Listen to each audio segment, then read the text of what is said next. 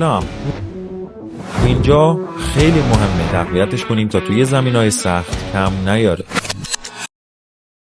سلام، اومدیم با قسمت جدید سافت باگی. در این قسمت باگیمون کم کم شکل میگیره.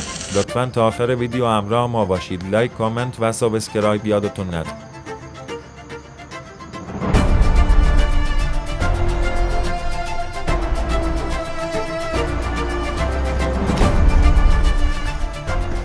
خب توی این قسمت میریم سراغ چند تا کار مهم. اول یه بخشی از ستون سقف رو درست میکنیم تا فرم ماشین کامل تر شه. بعد میریم سراغ جای موتور و سرکمک های عقب. اینجا رو باید دقیق بسازیم چون قرار و فشار زیادی رو تحمل کنه.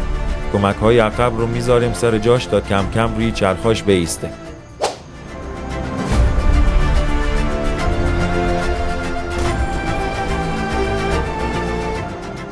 در آخر هم ستون عقب رو میبندیم و کل قسمت عقب رو روی لاستیکا سوار میکنیم.